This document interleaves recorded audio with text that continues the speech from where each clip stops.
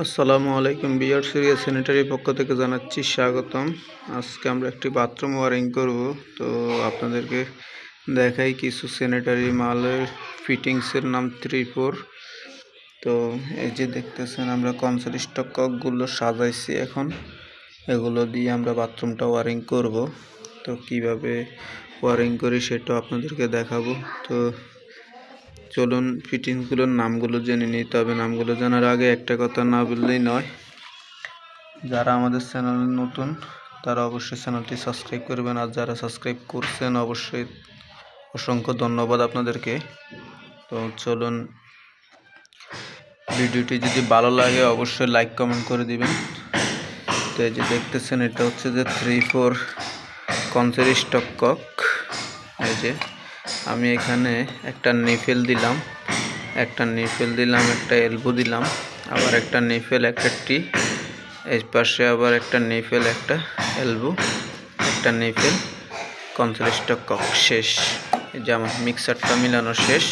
তো অবশ্যই কিন্তু এগুলার মিডলটা আপনি 6 ইঞ্চি রাখতে হবে। যে আপনি দেখতেছেন এটার মিডলটা একদমই 6 ইঞ্চি বরাবর আছে। তো চলুন এখন ফিটিংসগুলোর নামগুলো জানাই। এটা হচ্ছে যে 3-4 এলবো, যে 3-4 টি, 1/2 3/4 ব্রাশ এলবো, টি, 1/2 3/4 ব্রাশ এলবো, 1/2 3/4 ব্রাশ আর সকেট। এটা হচ্ছে 3/4 অফসাইড ব্যান্ড, 3/4 ইউনিয়ন, 3/4 নিফেল, 1/3/4 টি। তা আসলে আমার এখানে যে ফিটিংসগুলো আছে এই ফিটিংসগুলো দিয়ে আপনার কিন্তু একটি বাথরুম ওয়ারিং করা সম্ভব, ঠিক আছে? তো এটা হচ্ছে যে ট্যাপলন টেপ। আমরা বাথরুমগুলোর টুকরোগুলোর মাপ নিচ্ছি, সেটা আপনাদেরকে দেখাই।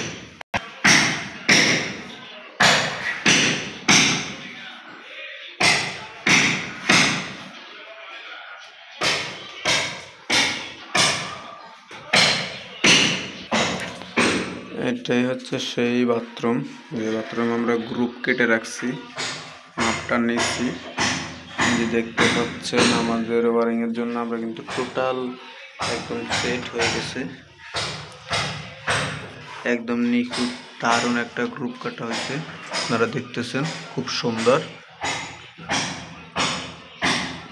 এ পাশে কিন্তু আমাদের কমেটটা বসবে, এ পাশে একটা বেসিন হবে।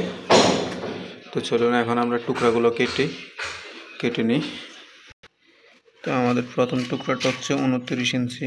এই যে দেখতেছেন আমরা 29 ইঞ্চির মধ্যে কিন্তু পাইপের মধ্যে একদম দাগ দিয়ে নিছি। এখন আমরা টুকরাটা কাটবো। তো ভিউয়ার্স আমাদের কিন্তু টুকরাটা কাটা শেষ, এই যে দেখছেন। তো একে একে আমরা কিন্তু সম্পূর্ণ টুকরাগুলো কেটে নেব।